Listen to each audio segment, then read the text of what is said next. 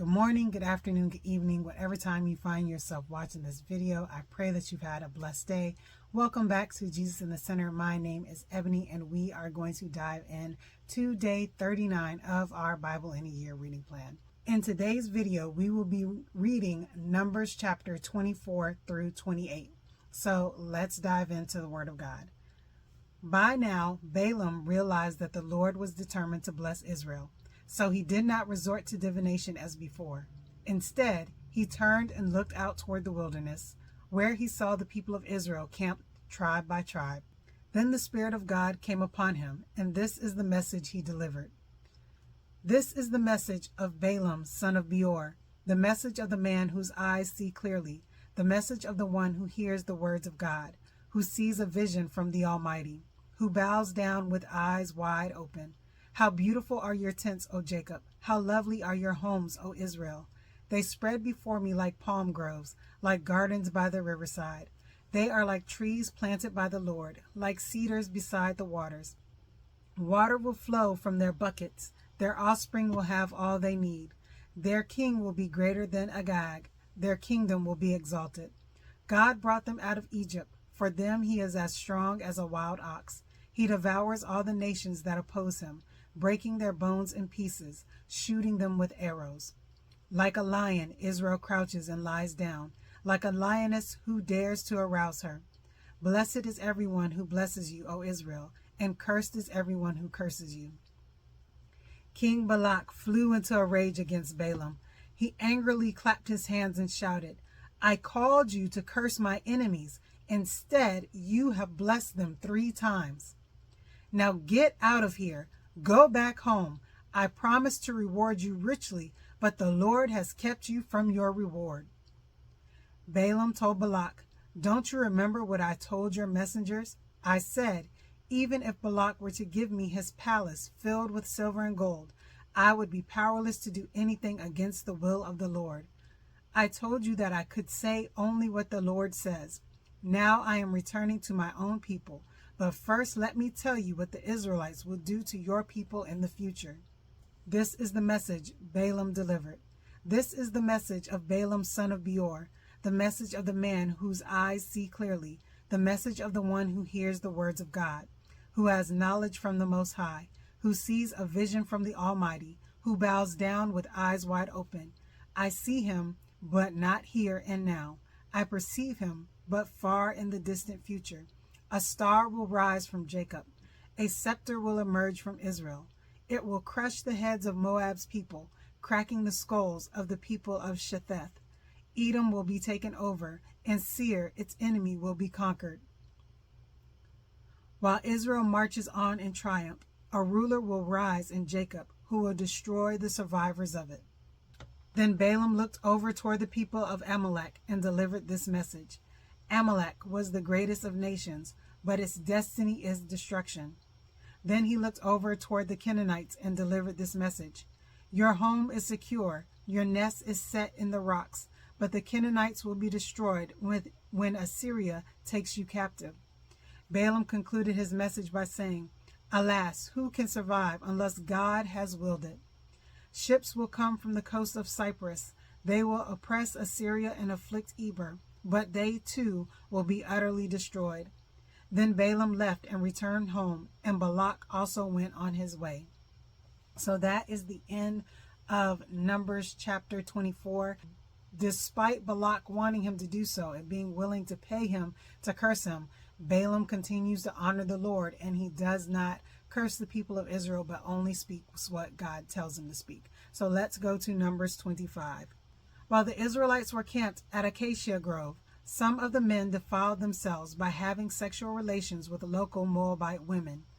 These women invited them to attend sacrifices to their gods, so the Israelites feasted with them and worshiped the gods of Moab. In this way, Israel joined in the worship of Baal of Peor, causing the Lord's anger to blaze against his people. The Lord issued the following command to Moses: Seize all the ringleaders and execute them before the Lord in broad daylight, so his fierce anger will turn away from the people of Israel. So Moses ordered Israel's judges, Each of you must put to death the men under your authority who have joined in worshiping Baal of Peor. Just then, one of the Israelite men brought a Midianite woman into his tent, right before the eyes of Moses and all the people, as everyone was weeping at the entrance of the tabernacle. When Phinehas, son of Eleazar, and grandson of Aaron the priest, saw this, he jumped up and left the assembly. He took a spear and rushed after the man into his tent. Phinehas thrust the spear all the way through the man's body and into the woman's stomach. So the plague against the Israelites was stopped, but not before 24,000 people had died. Then the Lord said to Moses, Phinehas, son of Eleazar, and grandson of Aaron the priest, has turned my anger away from the Israelites by being as zealous among them as I was. So I stopped destroying all Israel as I had intended to do in my zealous anger. Now tell him that I am making my special covenant of peace with him. In this covenant I give him and his descendants a permanent right to the priesthood, for in his zeal for me, his God, he purified the people of Israel, making them right with me. The Israelite man killed with the Midianite woman was named Zimri, son of Salu, the leader of a family from the tribe of Simeon. The woman's name was Cosbi. She was the daughter of Zur, the leader of a Midianite clan. Then the Lord said to Moses, Attack the Midianites and destroy them, because they assaulted you with deceit and tricked you into worshiping Baal of Peor, and because of Cosbi, the daughter of a Midianite leader, who was killed at the time of the plague because of what happened at Peor. Amen. So we see the people of God falling for the Midianite women, and this causing them to worship the gods of Moab, which, remember, they had been strictly warned not to worship any other gods, and especially not to worship the gods of the people. And so because of that, a plague broke out against the people, and the people were punished for their worship of Baal. All right, let's see what happens in Numbers 26. After the plague had ended, the Lord said to Moses and to Eleazar, son of Aaron the priest, from the whole community of Israel, record the names of all the warriors by their families. List all the men 20 years old or older who are able to go to war. So there on the plains of Moab, beside the Jordan River, across from Jericho, Moses and Eleazar the priest issued these instructions to the leaders of Israel. List all the men of Israel 20 years old and older, just as the Lord commanded Moses. This is the record of all the descendants of Israel who came out of Egypt. The tribe of Reuben. These were the clans descended from the sons of Reuben, Jacob's oldest son. The Hanokite clan, named after their ancestor Hanok. The Paluite clan, named after their ancestor Palu. The Hezronite clan, named after their ancestor Hezron. The Carmite clan, named after their ancestor Carmi. These were the clans of Reuben. Their registered troops numbered 43,730. Palu was the ancestor of Eliab, and Eliab was the father of Nemuel, Dathan, and Abiram. This Dathan and Abiram are the same community leaders who conspired with Korah against Moses and Aaron, rebelling against the Lord. But the earth opened up its mouth and swallowed them with Korah, and fire devoured 250 of their followers. This served as a warning to the entire nation of Israel. However, the sons of Korah did not die that day. These were the clans descended from the sons of Simeon. The Jumielite clan, named after their ancestor Jumiel. The Jaminite clan, named after their ancestor Jamin. The Jachinite clan, named after their ancestor Jachin. The Zoharite clan, named after their ancestor Zohar. The Shualite clan, named after their ancestor Shual. These were the clans of Simeon. Their registered troops numbered 22,200. These were the clans descended from the sons of Gad. The Zephonite clan, named after their ancestor Zephon. The Haggite clan, named after their ancestor Haggai. The Shunite clan, named after their ancestor Shuni. The Oznite clan, named after their ancestor Ozni. The Urite clan, named after their ancestor Uri. The Arodite clan, named after their ancestor Arodi. The Arilite clan, named after their ancestor Areli. These were the clans of Gad. Their registered troops numbered 40,500.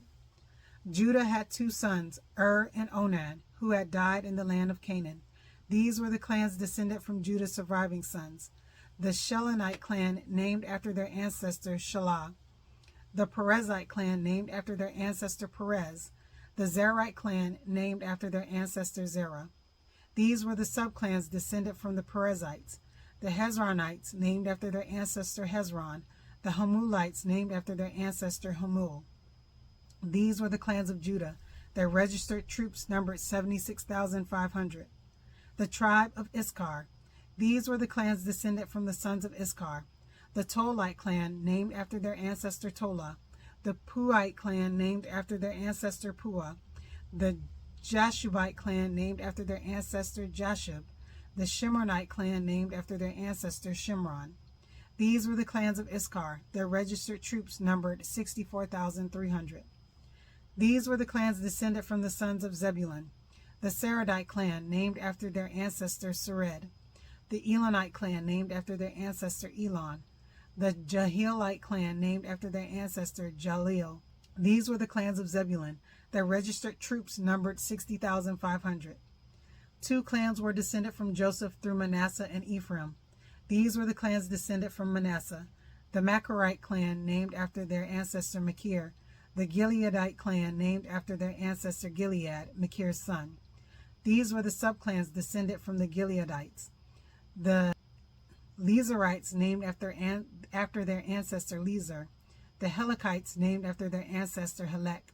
The Ashraelites, named after their ancestor Ashrael. The Shechemites, named after their ancestor Shechem. The Shemidites, named after their ancestor Shemida. The Hepherites, named after their ancestor Hepher. One of Hepher's descendants, Zelophehad, had no sons, but his daughters' names were Mahala, Noah, Hagla, Milcah, and Tirzah. These were the clans of Manasseh. Their registered troops numbered 52,700. These were the clans descended from the son of Ephraim.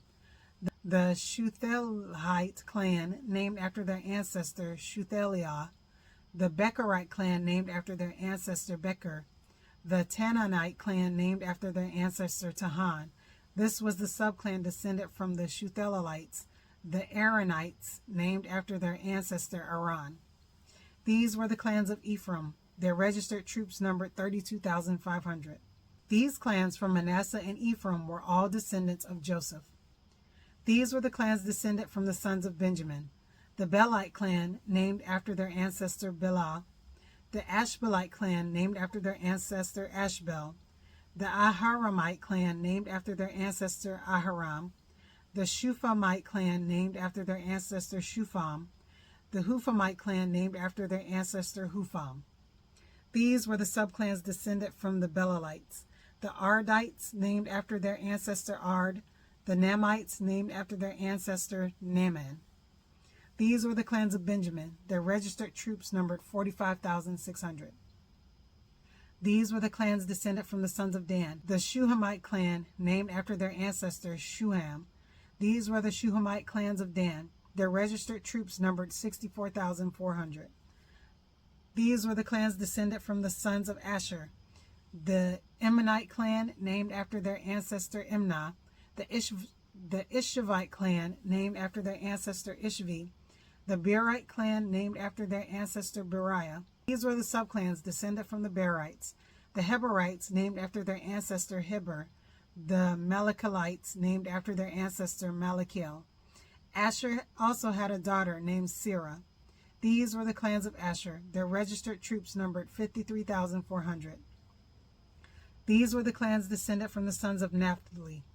The Jazilite clan, named after their ancestor Jazil. The Gunite clan, named after their ancestor Guni. The Jezerite clan, named after their ancestor Jezer. The Shilamite clan, named after their ancestor Shilem. These were the clans of Naphtali. Their registered troops numbered 45,400. In summary, the registered troops of all of Israel numbered 601,730. Then the Lord said to Moses, "Divide the land among the tribes, and distribute the grants of land in proportion to the tribes' populations, as indicated by the number of names on the list. Give the larger tribes more land, and the smaller tribes less land, each group receiving a grant in proportion to the size of its population. But you must assign the land by lot, and give land to each ancestral tribe according to the number of names on the list. Each grant of land must be assigned by lot among the larger and smaller tribal groups. This is the record of the Levites who were counted according to their clans. The Gershonite clan named after their ancestor Gershon. The Kohathite clan named after their ancestor Kohath. The Merarite clan named after their ancestor Merari. The Libanites, the Hebronites, the Mahalites, the Mushiites, and the Korathites were all subclans of the Levites. Now Kohath was the ancestor of Amram, and Amram's wife was named Jochebed. She also was a descendant of Levi, born among the Levites in the land of Egypt. Amram and Jochebed became the parents of Aaron, Moses, and their sister Miriam. To Aaron were born Nadab, Abihu, Eleazar, and Ithamar. But Nadab and Abihu died when they burned before the Lord the wrong kind of fire, different than he had commanded. The men from the Levite clans who were 1 month old or older numbered 23,000. But the Levites were not included in the registration of the rest of the people of Israel, because they were not given an allotment of land when it was divided among the Israelites. So these are the results of the registration of the people of Israel, as conducted by Moses and Eleazar the priests on the plains of Moab beside the Jordan River across from Jericho. Not one person on this list had been among those listed in the previous registration taken by Moses and Aaron in the wilderness of Sinai. For the Lord had said of them, "They will all die in the wilderness." Not one of them survived except Caleb, son of Jephunneh, and Joshua, son of Nun. All right, and that is the end of number 26. We see another registration of the people, proving that all of the people that were alive 40 years ago had passed on. So it is a new generation of Israelites that are heading towards the promised land. So let's get into Numbers 27. One day, a petition was presented by the daughters of Zelophehad, Mahlah, Noah, Haglah, Milcah, and Tirzah. Their father, Zelophehad, was a descendant of Hepher, son of Gilead, son of Machir, son of Manasseh, son of Joseph.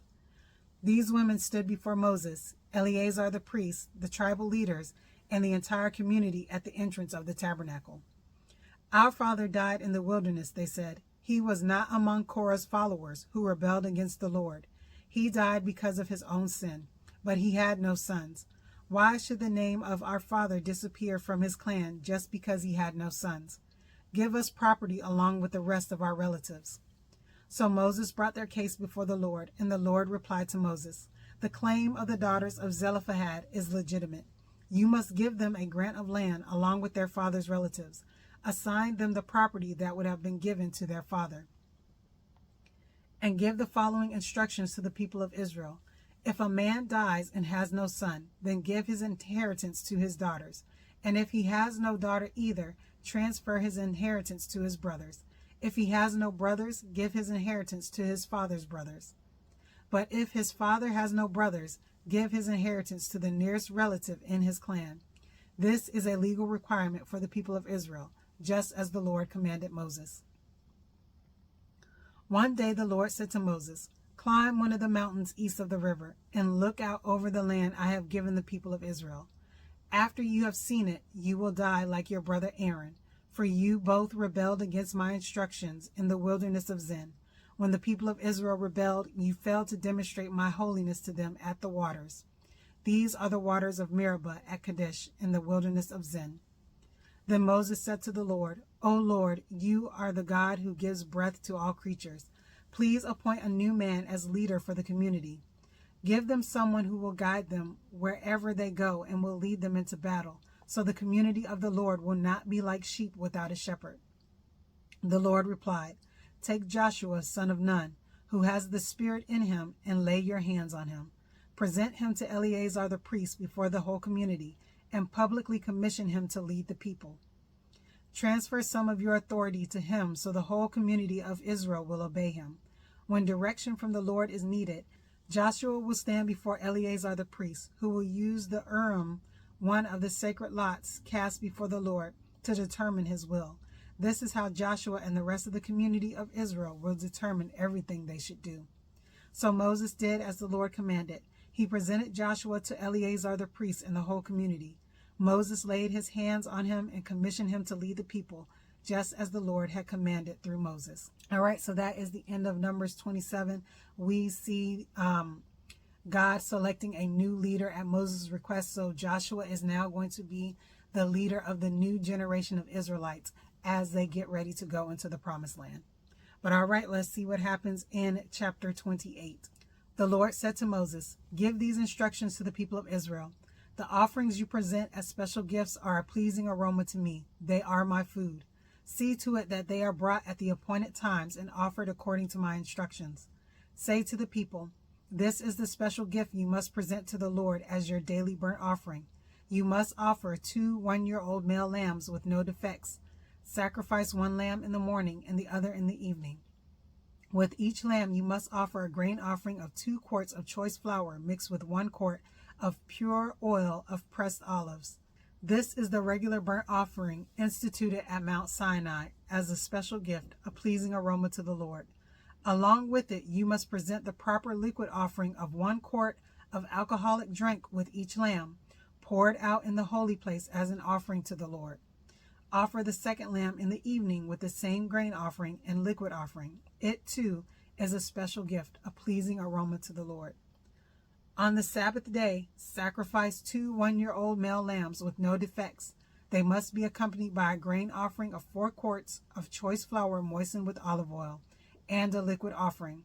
This is the burnt offering to be presented each Sabbath day, in addition to the regular burnt offering and its accompanying liquid offering. On the first day of each month, present an extra burnt offering to the Lord of 2 young bulls, 1 ram, and 7 one-year-old male lambs, all with no defects. These must be accompanied by grain offerings of choice flour moistened with olive oil of 6 quarts with each bull, 4 quarts with the ram, and 2 quarts with each lamb. This burnt offering will be a special gift, a pleasing aroma to the Lord. You must also present a liquid offering with each sacrifice, 2 quarts of wine for each bull, 1/3 of a gallon for the ram, and 1 quart for each lamb. Present this monthly burnt offering on the first day of each month throughout the year.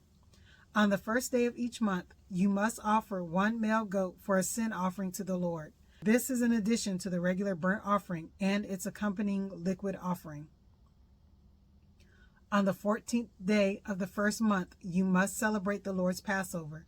On the following day, the 15th day of the month, a joyous 7-day festival will begin, but no bread made with yeast may be eaten. The first day of the festival will be an official day for Holy Assembly, and no ordinary work may be done on that day. As a special gift, you must present a burnt offering to the Lord, 2 young bulls, 1 ram, and 7 one-year-old male lambs, all with no defects. These will be accompanied by grain offerings of choice flour moistened with olive oil, 6 quarts with each bull, 4 quarts with the ram, and 2 quarts with each of the 7 lambs. You must also offer a male goat as a sin offering to purify yourselves and make yourselves right with the Lord. Present these offerings in addition to your regular morning burnt offering. On each of the 7 days of the festival, this is how you must prepare the food offering that is presented as a special gift, a pleasing aroma to the Lord. These will be offered in addition to the regular burnt offerings and liquid offerings. The 7th day of the festival will be another official day for Holy Assembly, and no ordinary work may be done on that day. At the festival of harvest, when you present the first of your new grain to the Lord, you must call an official day for Holy Assembly, and you may do no ordinary work on that day. Present a special burnt offering on that day as a pleasing aroma to the Lord. It will consist of 2 young bulls, 1 ram, and 7 one-year-old male lambs. These will be accompanied by grain offerings of choice flour moistened with olive oil, 6 quarts with each bull, 4 quarts with the ram, and 2 quarts with each of the 7 lambs. Also, offer 1 male goat to purify yourselves and make yourselves right with the Lord. Prepare these special burnt offerings along with their liquid offerings, in addition to the regular burnt offering and its accompanying grain offering. Be sure that all the animals you sacrifice have no defects. Amen. And that is the end of chapter 28. So we have finished day 39 of our Bible in a Year reading plan. I hope that this reading blessed you as we read through the book of Numbers and as the people of God prepare to enter into the promised land. So I look forward to reading day 40 with you all. If you have not already downloaded the reflection questions for this week, you can find them in the description section of the video down below. Don't forget to like the video and subscribe to the channel if you haven't already, so that you can get the notification for day 40 of our Bible in a Year reading plan. But all right, everyone, have a blessed day. Bye.